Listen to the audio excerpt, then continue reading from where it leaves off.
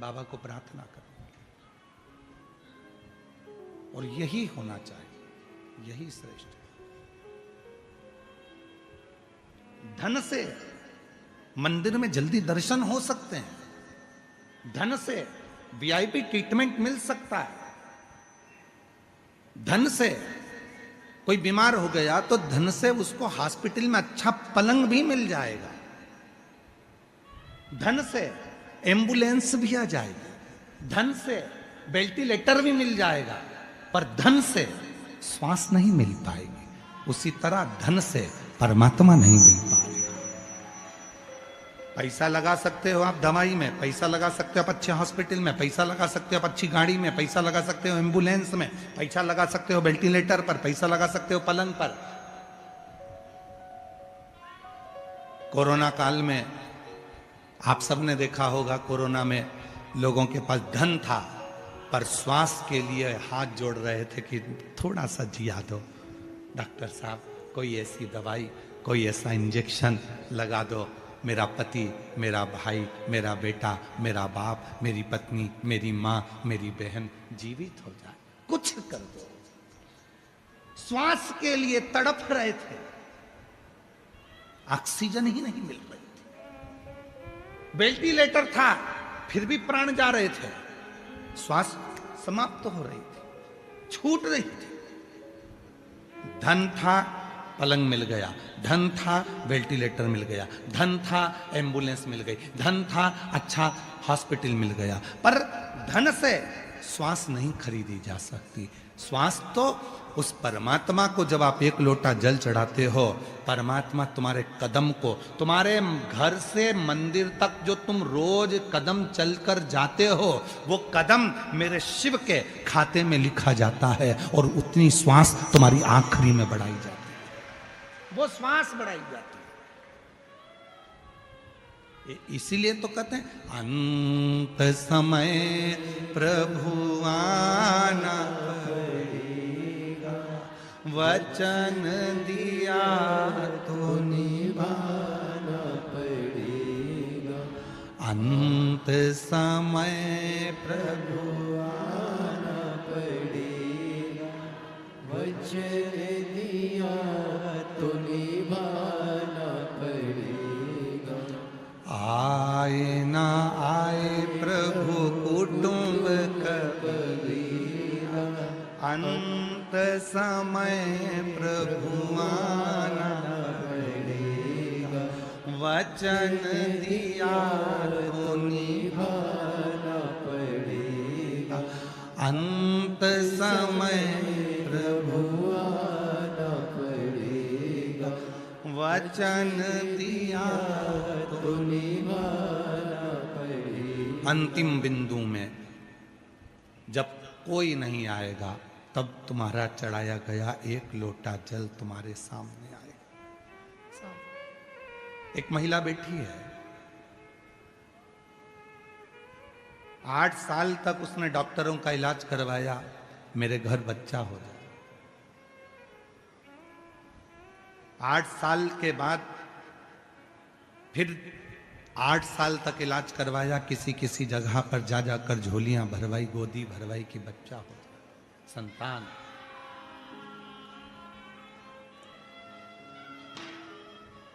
तेईस साल निकल गए पर औलाद नहीं हुई।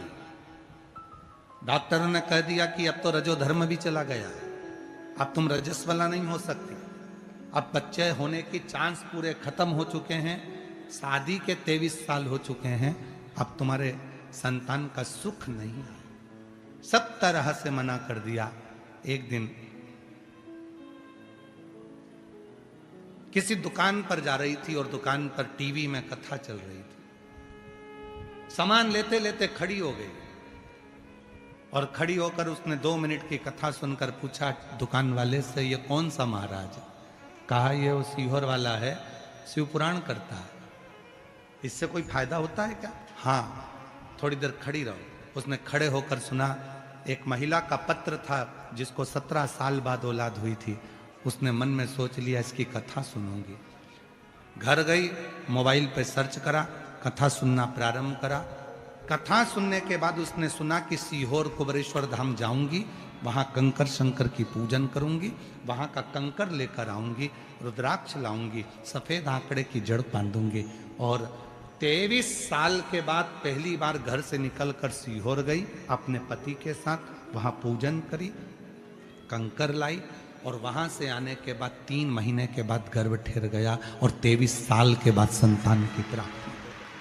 वो बेटी है।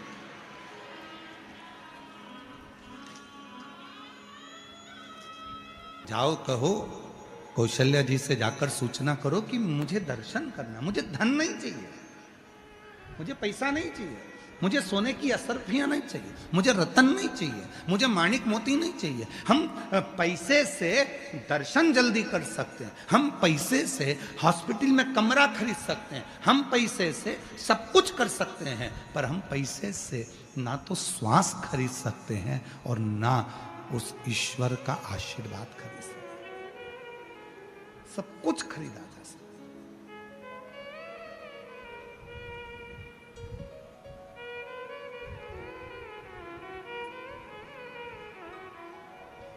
ईश्वर की कृपा करुणा उसको खरीदा नहीं जा सकता।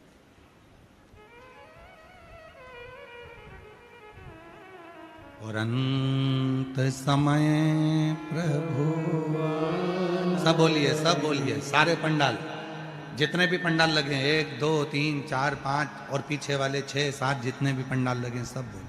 अंत समय प्रभु आना पड़ेगा,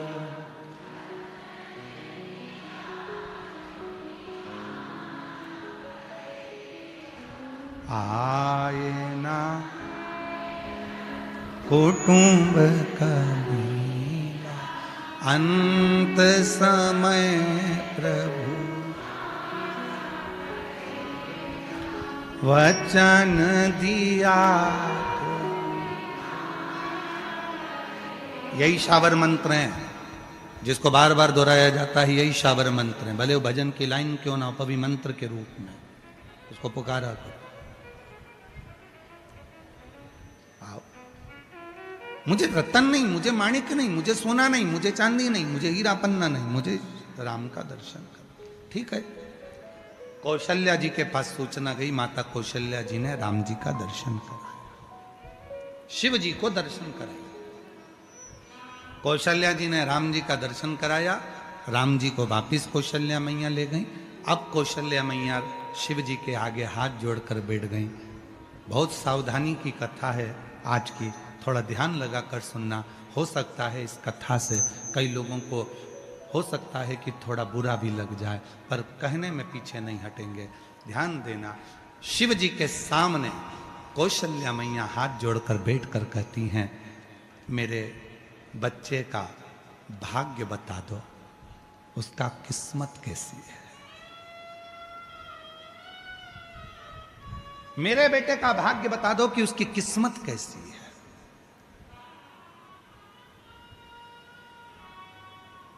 शिव जी मौन हो गए।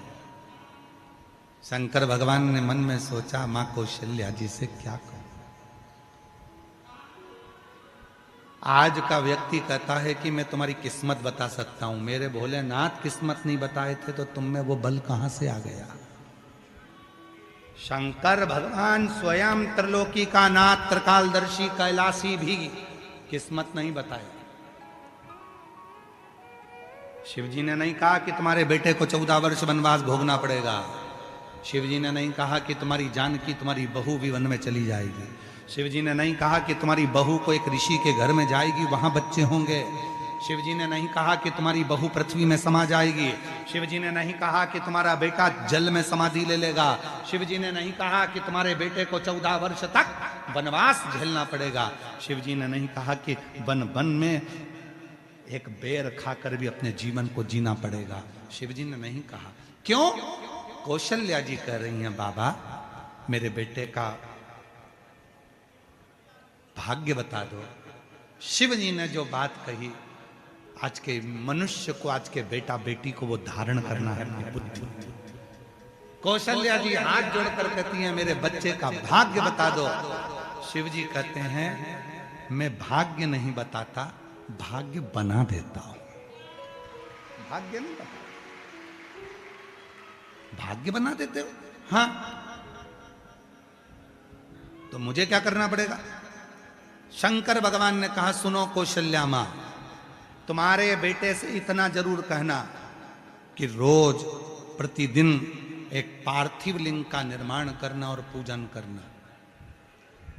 यदि आप लोगों में से कोई राम पथ गमन गया हो, राम जो 14 वर्ष के लिए वनवास गए थे, अयोध्या से लंका तक का जो रास्ता उन्होंने चुना था, जिस मार्ग से वो गए थे, पूरे राम पथ गमन को भारत सरकार ने बना दिया है।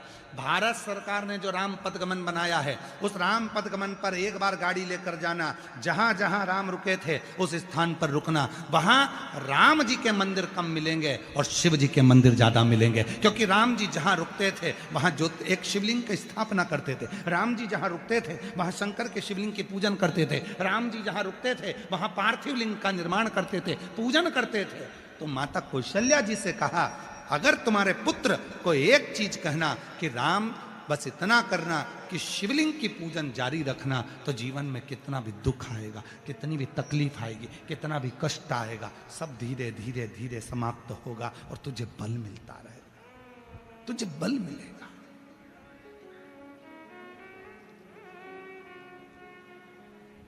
क्या देती है शिव पुराण?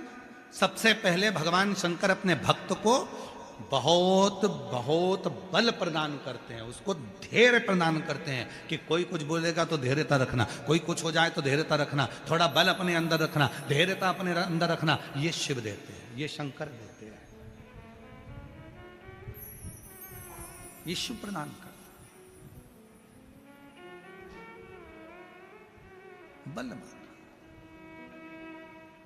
कौशल्या जी से कह दिया, मैं भाग्य नहीं बता सकता, पर बताओ, मेरे देव अधिदेव महादेव भगवान स्वयं दशरथ जी के यहाँ जाकर मना कर देते हैं कि मैं भाग्य नहीं बताता। आज का व्यक्ति ऐसा पैदा हो गया संसार में, कलिकाल में इतने सारे लोग पैदा हो गए कि तुम्हारा भाग्य बता देते हैं, तुम्हारा भविष्य बता देते हैं, तुम्हारे जीवन की रेखा बता देते हैं। लोग कह देते हैं, लाओ मैं बहुत बड़ा आचार्य हूं, मैं तुम्हारा हाथ देखकर बताऊंगा, लाओ मैं पत्रिका देखकर बताऊंगा तुम्हारे जीवन में कितना दुख है, लाओ मैं बताऊंगा तुम्हारे जीवन में कितना कष्ट है, लाओ मैं ये बताऊंगा तुम्हारे जीवन में कितनी तकलीफें हैं। ना, शिव महापुराण की कथा कहती है, भगवान शंकर ने जन्म मरण परण ये 3 ऐसे हैं जो शिव जी ने अपने पास में रखा है। जन्म कब होगा, कहाँ होगा, कैसे होगा, शिव जानते हैं। मरोगे कैसे, कब मरोगे, कैसे मरोगे, कहाँ जाकर मरोगे, ये शिव ने अपने पास रखा। परणा, शादी, तुम्हारे लिए कितने भी लड़के देख लिए जाएं, तुम्हारे लिए कितनी भी लड़की देख ली जाए, पर जो शंकर जी को जिसके साथ तुम्हारा संबंध भले विश्वास नहीं, आप में से कई मेरी जीजियां भी ऐसी होंगी, कई मेरे जीजा भी ऐसे होंगे, कई मेरी बेटियां ऐसी होंगी, कई मेरे बेटा ऐसे होंगे, कई बुजुर्ग माँ बाप ऐसे आए होंगे जो केवल परखने के लिए आए होंगे कि हमने सुना है बाबा कथा कहता है, सियोर वाला बाबा आता है कथा कहता है, और कथा कहने पर उससे जो प्रार्थना करी जाए वो बाबा देता है। कई ऐसी आई होंगी, कई ऐसे मेरे जीजा आए होंगे जो परीक्षा करने के लिए आए होंगे, हम भी देखें वो देता है कि नहीं देता।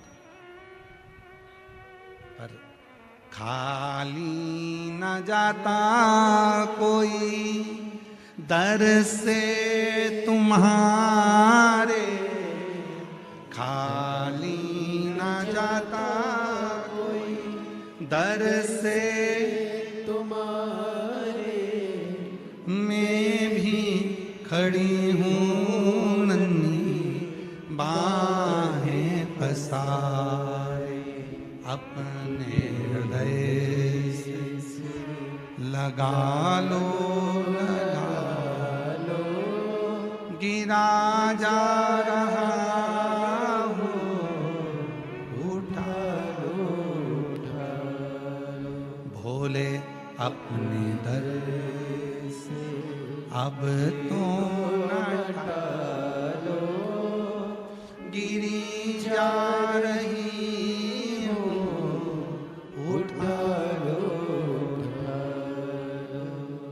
प्रार्थना करो। यहां टाइम बर्बाद करने के लिए मत आओ, भीड़ बढ़ाने के लिए बिल्कुल मत आओ। आप अन्य कथाओं में चले जाना भीड़ बढ़ाने के लिए, पर शिव पुराण में भीड़ बढ़ाने बिल्कुल मत आना, क्योंकि भीड़ बनाने तुम्हारी भीड़ बढ़ती है और जजमान परिवार और समिति और सब क्या श्वास ऊपर नीचे होने लगती है भीड़ को। भीड़ बढ़ाने के लिए शिवपुराण में मत आओ, समय बर्बाद करने के लिए शिवपुराण में मत आओ। तुम्हारा मन पड़े बाकी की कथा में जाना, पर शिवपुराण में अगर आए हो तो यहां भीड़ बढ़ाने के लिए नहीं, समय खराब करने के लिए नहीं, यहां बाबा को अपने मन का भाव करने के लिए, अपने बाप से, अपने पिता से, शिव से बात करने के लिए, दिल से उसको बोलने के लिए, हृदय से प्रार्थना करने के लिए, निवेदन करने के लिए।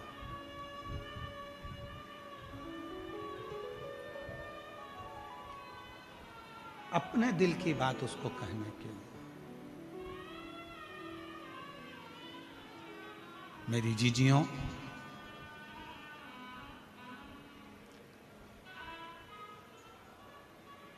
अच्छा विचार कर कर जिस दिन बाबा के पास में आओगी ना, उस दिन बाबा आपको कभी खाली नहीं छोड़ेगा।